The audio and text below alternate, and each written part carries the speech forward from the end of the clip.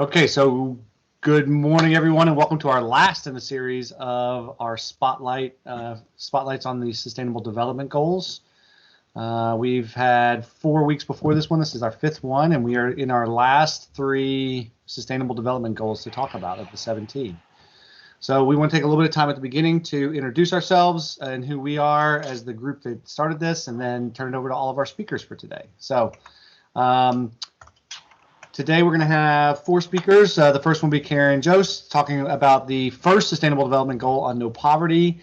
Valerie Bolger will be next, talking about the good health and well-being Sustainable Development Goal.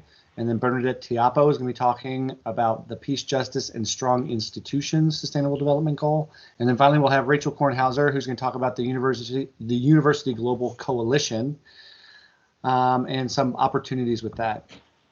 And for each of the presenters, we'd ask these questions, these 5 questions: how to become passionate about this, how did this topic, what do you think everyone else should know, how do they intersect? And so we just want to give a chance to kind of give an overview of these and how people are actually using them in their own classrooms and in their own professional life.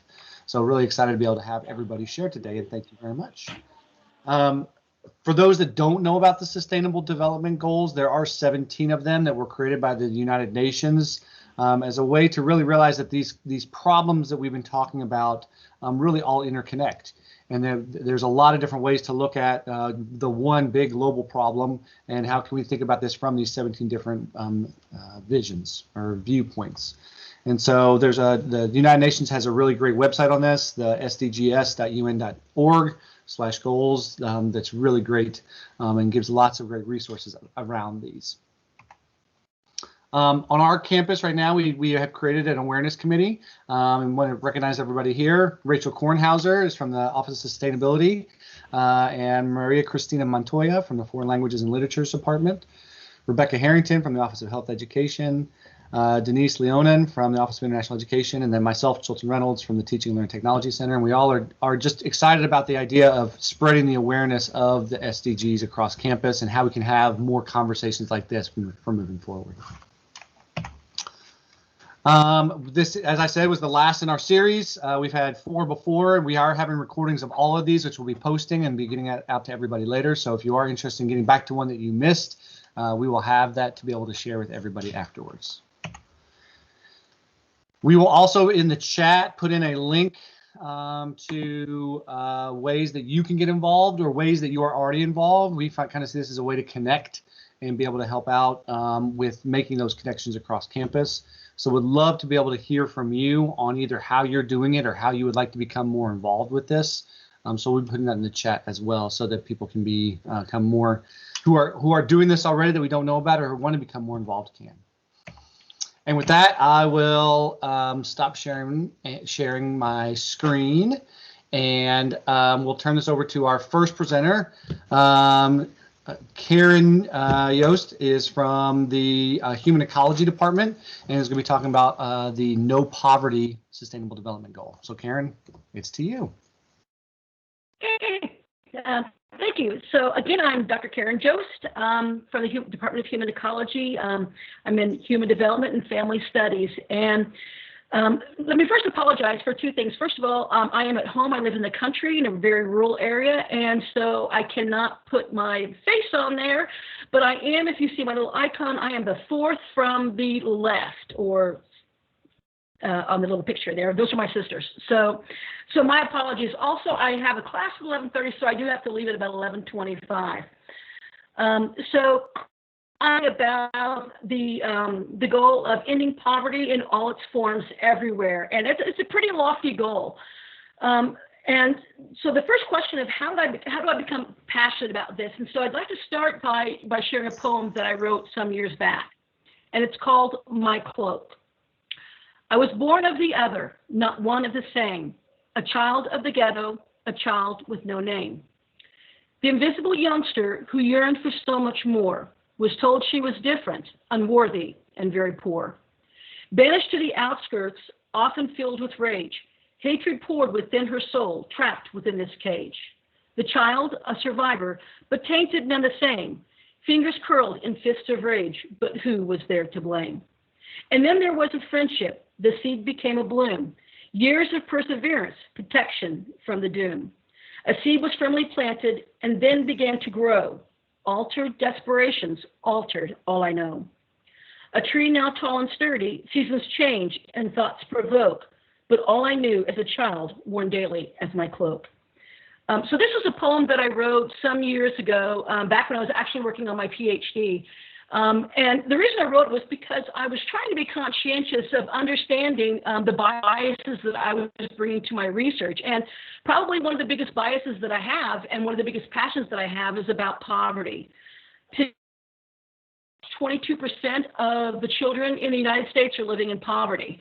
And the rates are much, much higher in many developing countries. And for me, I grew up, obviously from the poem, I grew up in poverty.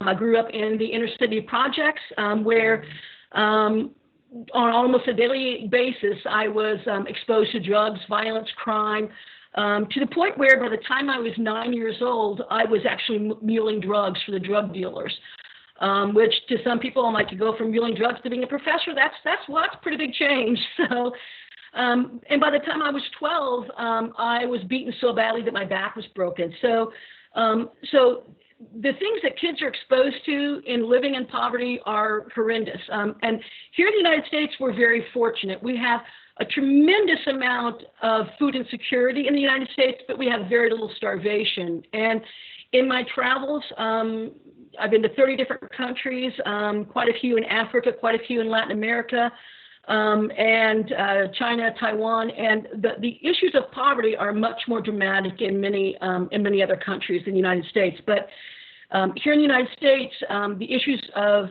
poverty are enormous, in particular for children and families. So one of the things that I want to emphasize about what I want everyone to know about poverty is, and I'll focus specifically on here in the United States, but I think there's similar issues in many, many different countries that I've been to. So what causes people to be in poverty? In the United States, many people, probably at least half the population, if not more, believe that it's really about your personal ability. You know, if you're poor, then you're not as able, you know, or it's about intelligence, or how motivated you are, or your work ethic. On sort of the positive side of that, and I'll say I worked with Habitat for many years, and still advise the club here on campus, is that I often hear that people who are poor just don't know how to handle their money, you know, or that they just didn't stay in school long enough and get as good an education. And they'll look at someone like me and say, yeah, see, well, here you are today because you got an education. And I'll come back to that in a few minutes.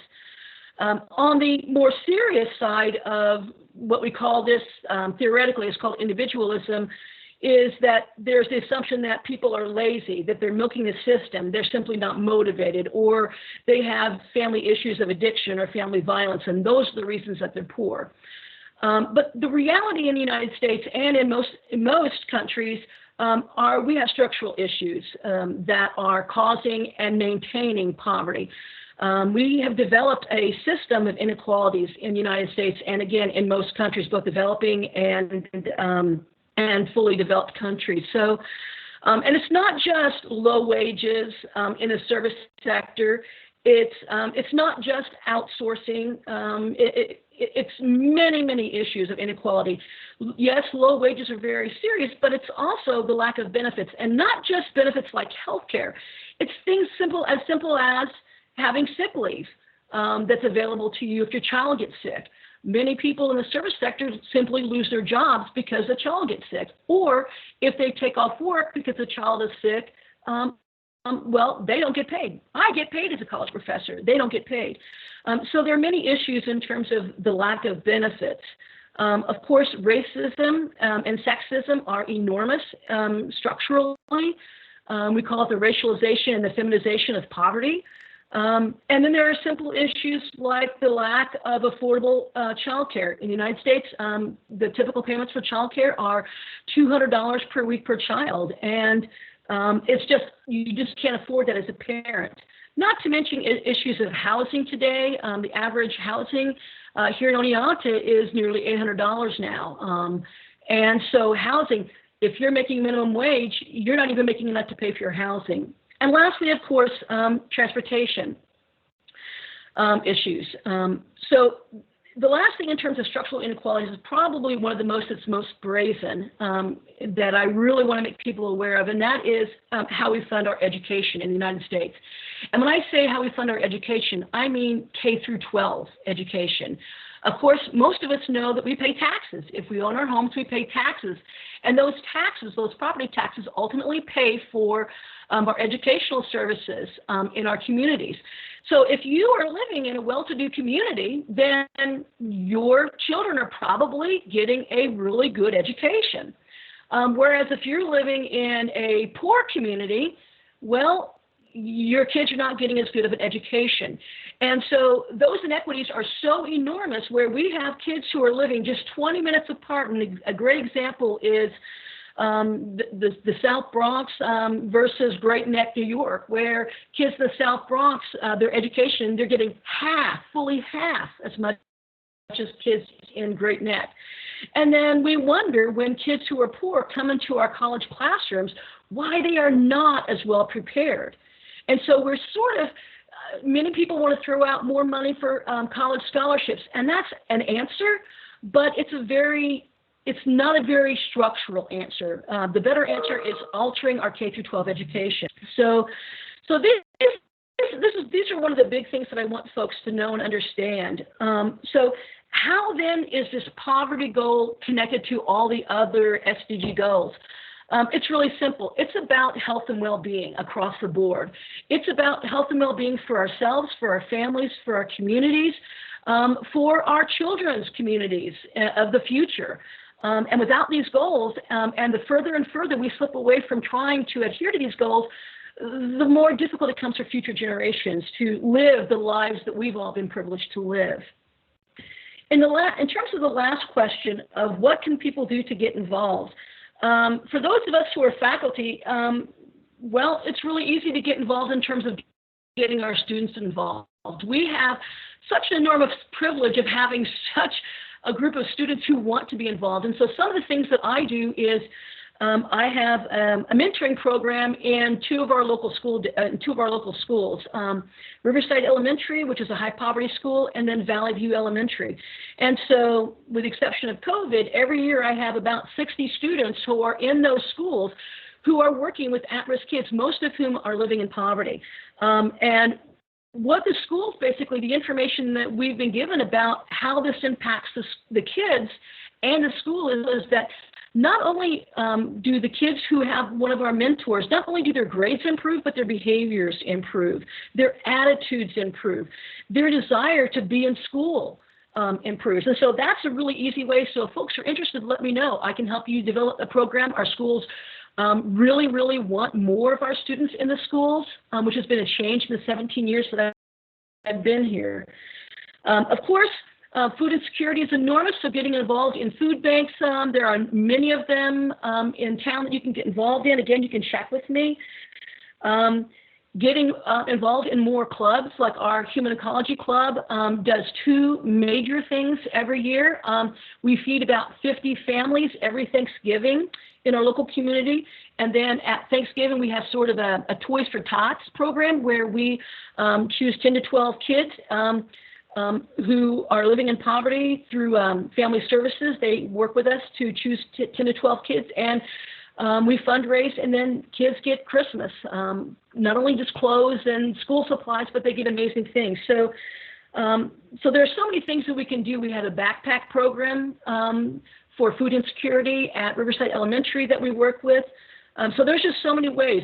Check in with me, and I can help you, get you in contact with some different things. But what each and every one of us can do and should do and hopefully will do in the future is to challenge those many myths about why people are poor, that they're lazy, that they're milking the system, that they are not motivated, or they don't know how to handle their own money. You know, for me growing up in poverty, watching my family, my father working 2 jobs, my mother working 2 jobs, just to put food on the table. was an enormous insight, and I can never forget that. So challenging, and we were just the typical poor family. So challenging those myths that families are lazy or milking the system, because it's huge in our society. That's probably the best way to get involved, is challenging those belief systems. Thank you much. Thank you. Great job. Thanks. Thank you. And good luck with your class today. I know you have to leave soon, so thank you very much, and good luck with teaching your class. We're gonna be talking about poverty today. So they just did their assessments, so of a family living in poverty. So we're gonna have a great class. Nice. All right, well, I'd like to turn it over to Valerie Bolger next. Valerie's from the Sports and Exercise Sciences Department and is going to be talking on the third Sustainable Development Goal, good health and well-being. So Valerie, thank you very much for sharing with us today. Yeah, thank you for having me. So so health and wellness, and I'm talking about the number 3, the goal of good health and well-being. And how I became passionate about this topic is my childhood experience. I grew up on a horse farm, and there was a cow farm right across the street. So, we had fields to run around constantly. We were always being physically active, from, throwing bales of hay into the tractor, to riding horses, to picking berries. We were always moving and eating healthy. So there was, we didn't really talk about, protecting the planet or living a sustainable life, but that's just what we did, and using less packages to, have our food. So that's pretty much my background of living in the country and living off the land and going camping. So now that and my mom would always say, our health is our temple, and if we don't have our health, then what do we have? So that stuck with me forever now. And so I have my master's in health education. I was like, oh, why not go into the field that I lived in? So now I work in, the exercise and science department. I teach yoga classes in the community. I became a yoga teacher in between undergrad and graduate school. So teaching all the courses that are health related and living that lifestyle, I just continue teaching my passion. So, and hearing students' comments after class, they say, oh, that felt so good. We practice meditation to relaxation technique to yoga, and, them saying, oh, I had such a productive day after your class yesterday. I was so alert and I was awake. And so that's my intrinsic reward of teaching these topics in the classes. So the next question is, what do I think everybody should know is to be educated and have a self-motivation of intrinsic rewards rather than tangible rewards, because tangible rewards sometimes just get thrown away and forgotten about it.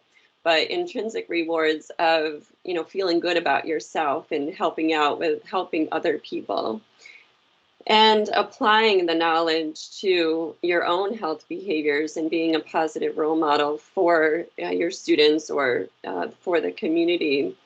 And also using less packaged food. I'll teach, say, eat outside the boxes. They say think outside the boxes, but eat outside the boxes of not using so much packaging to open, a carrot, for instance. So, and eating more nutrient-dense foods, and that can be from local farmers, and traveling less than 100 miles to land on your plate, 100-mile radius from local meats to fruits and vegetables. So that saves a lot of fossil fuel and transportation and driving to end up on your plate.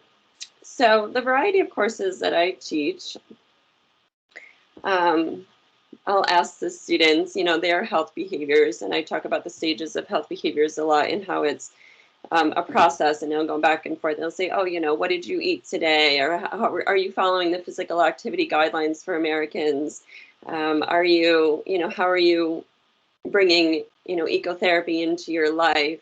So, and that's where, Rachel came into my classes for many semesters with a member of the botany club, Josephine. I said, well, let's bring ecotherapy into your living space. Sometimes it's a little too cold or windy or rainy to be outside. So let's bring the environment inside. So I encourage them to grow a potted plant as an assignment, and tell me about the process and about maybe meditating on the moment of just caring for this plant rather than any other thoughts that were going on in their mind. So that's one way that I bring the environment into the classroom through that stress management class. And also being physically active, eating fresh produce, and giving back to the earth by composting and encouraging growing your own garden. So it can start with just one plant and then it can lead to a whole garden at some point.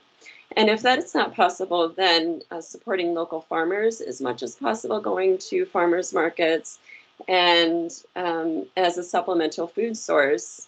So that can be extremely helpful for agriculture. And the last question is how can the general public get involved is utilizing your own body as transportation just a little bit more, possibly parking a car a little bit further away, walking more steps to getting out of your car and going into the bank rather than leaving your car on and being at the drive-through.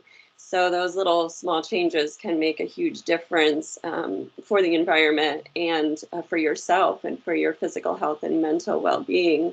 So I talk about that a lot in class of how are these small changes going to make a huge difference for yourself and others.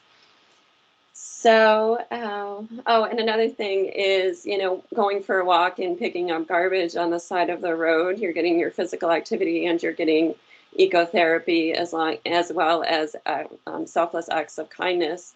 So picking up garbage and on the road, and also, my family and I pick up garbage from the local river that we like to swim in. So, rusted metal to glass to whatever we find, we'll bring to the garbage dump.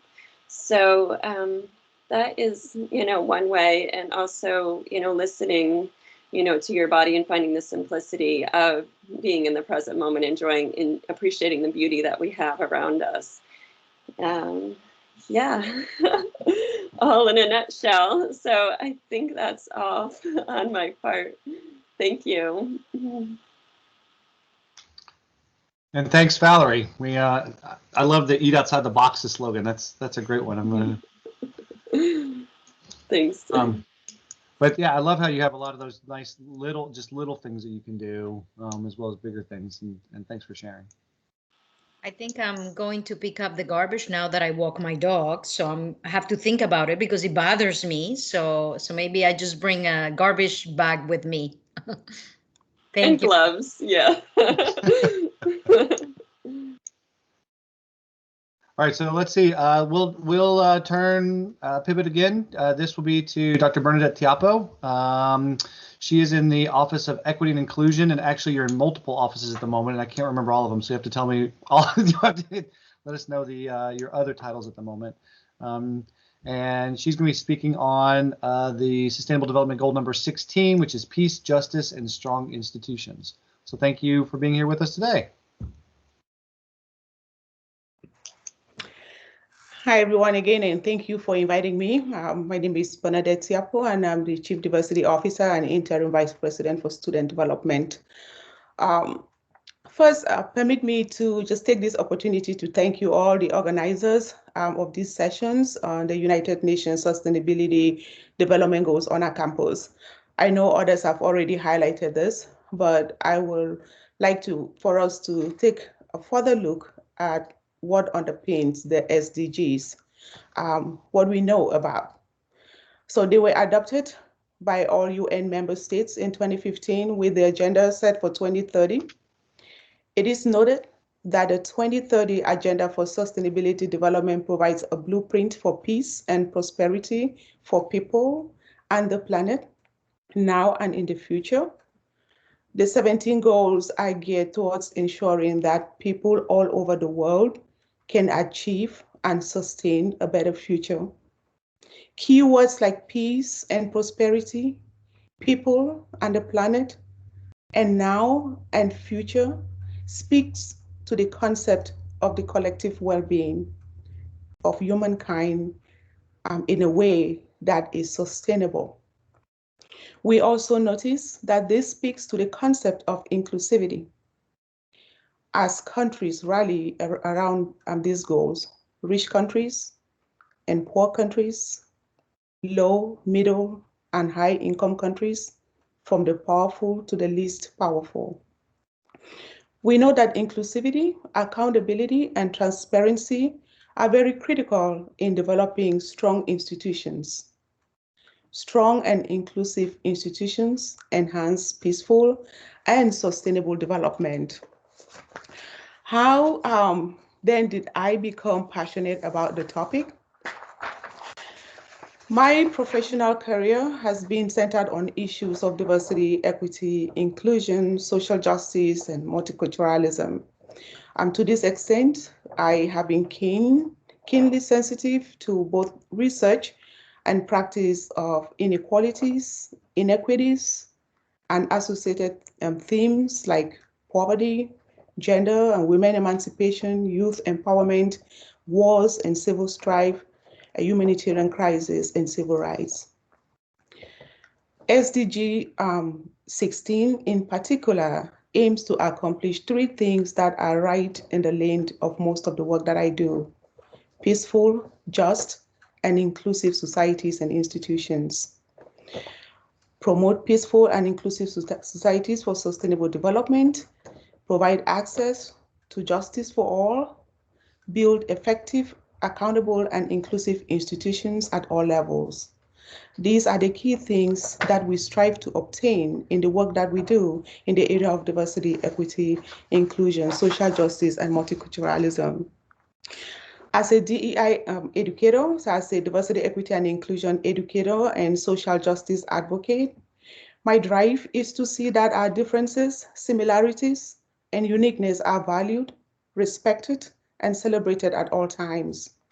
That at the table of human interaction, we are all given the opportunity to uplift and bring the best out of each other. That is a basic human value. The way we treat each other, the decisions we make that affect others, the services we provide that affect others, the people who sit at the table to make the decisions that affect others, the voices we include at any given time, all of this matter. For peace and justice and inclusivity as enunciated in SDG 16 to occur, we must at all times place at the forefront respect of human dignity. This equally entails evaluating and assessing the policies and laws that are in place to ensure that they are effectively serving people, societies, and institutions and not working against them. Simply put, my passion about this topic is derived from my desire to make a difference. And this is fortunately is built in the professional activities I conduct almost daily. So the next question, what about this topic or sustainability development goal that I think everyone should know? I just want to reiterate again that these goals were adopted by all UN member states. And this means every country in the world agreed on the 17 goals and is committed to implementing the blueprint set forth in 2030. In the 2030 Agenda for Sustainable Development geared towards achieving peace and prosperity for people and the planet of now and in the future. It is absolutely important that this is known by everyone across the board. And as not only do nations have the mandate to work towards attaining the goals, but every person has a role to play in one way or the other. It is also important to know that these goals are interconnected and no country is exempt as far as the themes goals that they are addressing are concerned. While each of the goals is specific, they build on each other and are interconnected, as I said earlier. All countries, poor, rich, and middle income, are needing some level of development and progress. For instance, there is no country on the planet that doesn't have some level of poverty affecting at least a segment of their population. If there is poverty in certain parts of the country that are developed, what are the reasons? What are the implications of poverty on those communities? And what are the implications with regard to peaceful, just, and strong institutions? We need to think about all of those and answer those questions and to really be able to address the goals that we're talking about here. It is also important for everyone on our campus to be cognizant of our DEI goals and how they are related to SDG 16 and the other SDGs. For instance, the fact that various forms of oppressions and racial and social injustices affect our ability to build peaceful, just, and inclusive communities, it means there is work that we need to do. And how do we work to address those issues? As noted on the UN website, the Sustainable Development Goals are a call for action by all countries, poor, rich, and middle income, to promote prosperity while protecting the planet. They recognize that ending poverty must go hand in hand with strategies that build economic growth and address a range of social needs, including education, health, social protection, and job opportunities, while tackling climate change and environmental protection. The question we should each be asking ourselves is, what role can I play as an individual to better understand the SDGs and in contributing towards attaining them? It also means that institutions like our campus should know that they have a role to play. These ongoing sessions to create awareness on the SDGs are definitely a big step in the right direction. And I really would just like to take this opportunity to thank you all for the work that you're doing in creating this awareness. The third question, how does this intersect with the other SDG, so the goal 16? As highlighted in my opening remarks, the 17 goals I get was ensuring that people all over the world can achieve and sustain a better future. All the SDG goals are interconnected, as working towards attaining them ensures we can meet the expected outcomes of the 2020 Agenda for Sustainable Development. With specific reference to Goal 16, we note that in order to promote, provide, and build peaceful, just, and strong societies and institutions, we must work to eliminate all forms of social ills. I also wish to note that in a generic sense, almost all the SDGs are clearly tied to visible work that is done on college and university campuses in the area of diversity, equity, and inclusion and social justice. Let's take, for instance, the following other SDG goals. I picked a couple. Goal 4, ensure inclusive and equitable quality education and promote lifelong learning opportunities for all. We do a lot of work on equity-related issues and access on education every single day.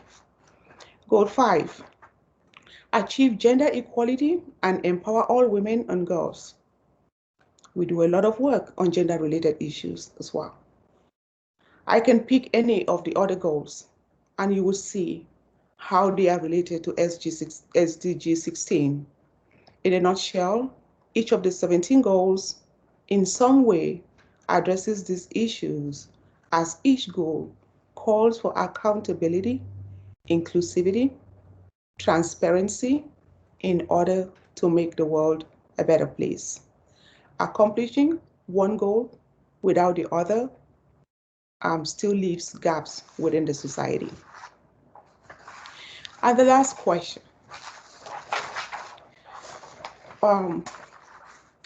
What's something the general public can do to get involved? I believe communities and institutions should have designated persons and or groups to help in leading the efforts to better sensitize and create awareness around the SDGs, like what our campus is doing with the Sustainability Coordinator and the SDG Planning Committee here at SUNY Oneanta. Awareness and education are very essential and fundamental steps. The public needs to be exposed to this information by those leading these efforts. Strategies need to be put in place to assist members of the general public in understanding the SDG goals. Most importantly, information dissemination can be tailored around specific goals and identify targets that match with specific needs of the community at the time, and then work to identify meaningful ways and the little efforts or activities that can be realized. For instance, we all have a role to play in eradicating poverty, inequalities, or promoting peace. As a campus and an institution of higher learning, what we instill in our students through curricular or co-curricular activities will go a long way in fostering the accomplishments of the goals. In and out of class activities that highlight and give opportunities for our students to be involved on some of these issues will be critical. For example, through volunteerism and civic engagement, becoming advocates and student scholars on some of these themes. As a campus community, we can all familiarize ourselves with at least a few of the goals that match our interests and some of their corresponding targets, and then make conscious efforts to evaluate our current activities to better align with the goals. Most importantly, we will need to constantly assess and see what progress that is being made, no matter how little. For instance, how are we working to promote a just society, the rule of the law, end violence, create accountability and transparent structures, bring different voices to the table for decision making, or promoting and enforcing non-discriminatory practices? All of us can play a role on this right here on our campus. So I just want to thank you all again for having me here today. Thank you. And thank you very much. That's so eloquently said. I love how you framed all of these as an inclusivity thing, right? All of these goals are about how we can create a more just, peaceful environment and include everyone in it. So thank you very much. I really appreciate that. So we'll turn our attention to our last speaker for today. Rachel Kornhauser is in the Sustainability and Development Office and is going to be talking about the University Global Coalition and some of the opportunities available through that. So thanks, Rachel, for presenting. Yeah, hi, everyone. Thanks so much. As you see, I'm not presenting on a specific goal. I'm rather talking about kind of another way to look at it. So I'm in the Office of Sustainability. My background is in environmental studies and kind of outdoor and environmental education. I have always been really interested in the connection between people and the environment, not just the act of protecting or learning about the environment for that, but how people are tied to it and how we can look at sustainability in this holistic sense. So what I've been using to tell people lately is, a lot of times we think of sustainability just as recycling. But really sustainability is, not just recycling, but who's paying for it? Where is the recycling going after it's put in the bin? Who's breathing in the greenhouse gases?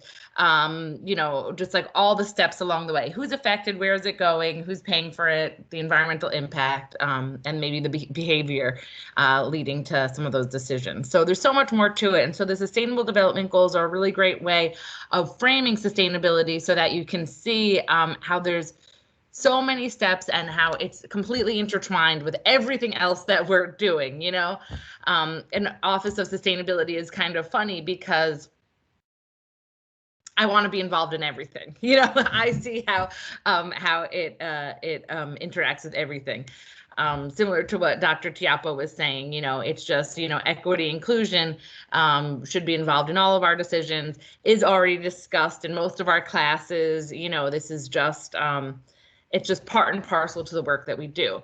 So what I'm talking about today is I just wanted to mention that there is a something called the University Global Coalition, and this, I'm popping a link to it in the chat. And this is an organization that many colleges and universities have signed on to, just saying that they support the UN Sustainable Development Goals. And I'm just, I just thought this was an interesting, I just wanted to bring this up to people so we are aware, everybody's aware of it. Hopefully we will maybe work towards passing this in an involvement in it in the Senate in the fall, because I think as we're continuing or really starting to have these conversations, we're seeing how many people are invested and interested in this already. And I just wanted to show that, yes, this is not a unique thing for colleges to be talking about this. In the University Global Coalition webpage, there are some, discussions about why colleges should be involved. And it says, that universities not only have an opportunity, but an obligation to do whatever is in their power to educate and inspire students to play an active role in addressing the most pressing issues confronting our world today, produce new ideas that can lead to new solutions, and collaborate with other organizations to create awareness, support, and even lead local and global efforts. And I think this is something we all know, we all see our work as supporting this, and see this as, essential to what we're doing. The SUNY has already signed on to this, so it's not like it's a new thing and it would be, and that it would be the first of its kind. There's very little reporting associated with it. And there's, probably 10 other SUNY schools that have already signed on to it. And the mission is just to have a collaborative platform of globally engaged universities in higher education associations working in partnership with the UN and other stakeholders. There are a few commitments, and it's really increasing students' understanding of these challenges, developing global competence and leadership skills among students, engaging in actionable research, engaging with private and public, actors that are doing this work, recognizing the impact of our own operations and acting responsibly, and then communicating publicly our progress and being accountable for our outcomes. So it's just, it's stuff we're already doing. It's stuff we already see as important, and would just be an opportunity, I think, for our college to show that commitment. So, like I said, I have some colleagues that have signed on to it. There are, events that there's a UN Sustainable Development Goal Week in March that the planning committee, we have already been talking about trying to do more around it on our campus, and, just using this as another opportunity to raise the awareness on our campus. So that's, I just wanted to share that as an opportunity and as something for us to possibly work towards next year, because as we're all saying, this is what we hope is just the first of these conversations, and not to say that these conversations haven't been happening on our campus already, but that what we're really trying to do is to bridge the intersections and show that we all have a role to play, and we all can we can all celebrate this work and how it's uplifting all the SDGs on our campus. So I will leave it at that. Thank you.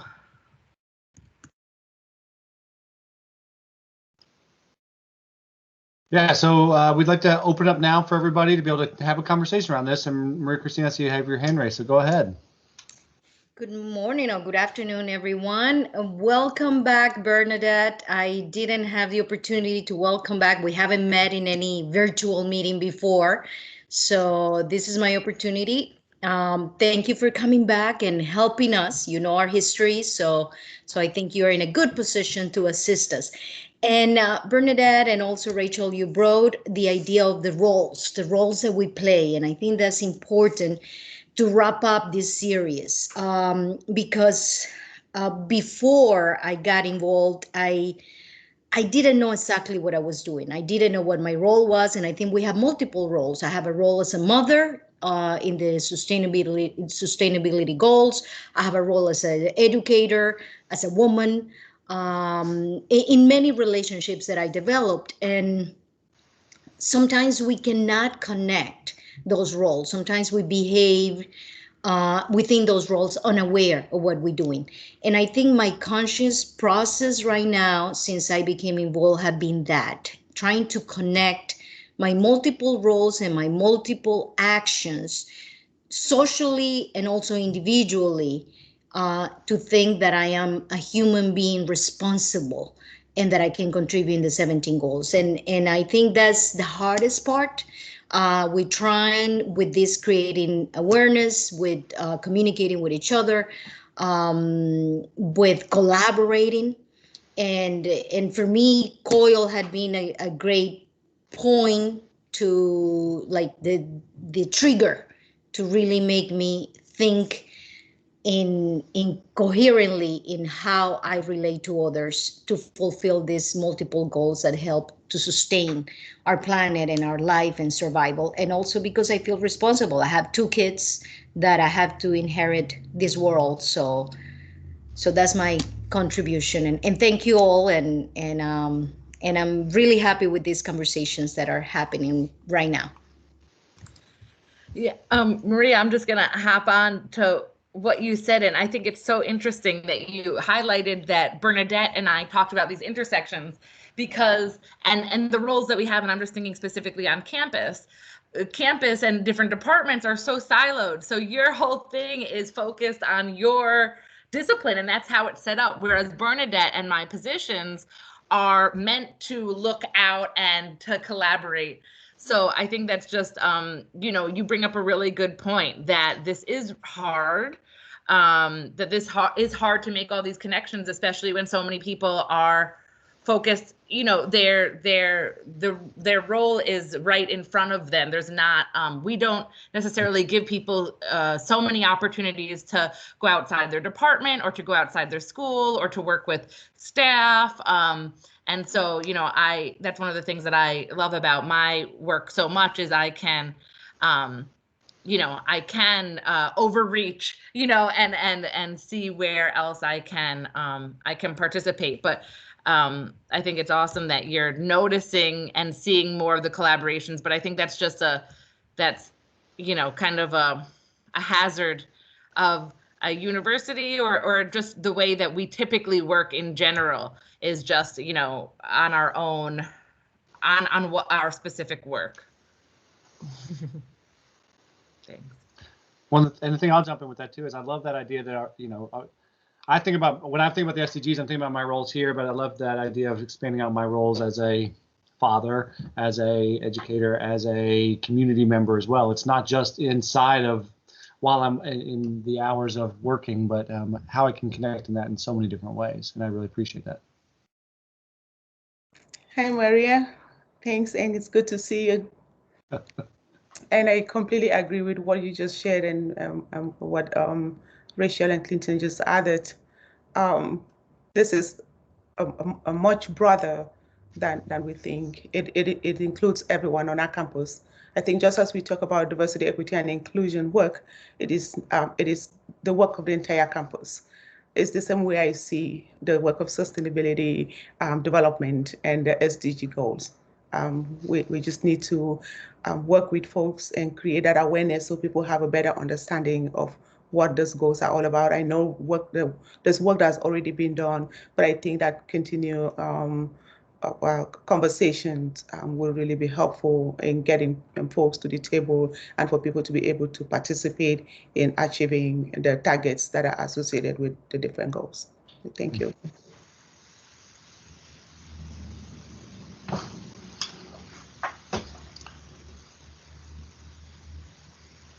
I don't want to stop the conversation, but I do want to throw into the chat the here's the link to the form that we are asking people to fill out if you are able to, if you haven't already, to just remind you that that's part of what we were just talking about, Dr. Tiapo, with getting more people involved and making those connections. So we see this as a way to do that. If you are already involved in some ways or interested in getting involved in one of the SDGs, then here's a great space to be able to let us know as a group so that we can help make those connections. I think that was what really started this group, was how could we take a student that had done a COIL in Maria Christina's class and had focused on no poverty or good education and connect them with something else on campus. And so a lot of this is just the awareness of all these things and breaking down those silos so that we can help our students be able to get involved. They've realized that, oh, this is a great issue, a fascinating issue that I want to be a part of. What are the other things on campus that I can do? What are the what other places I can go to be a part of that?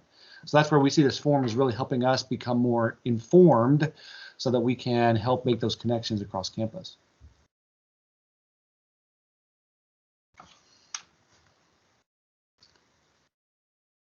And with that, I will say thank you again. I'm going to stop recording now. So that brings us to the end of our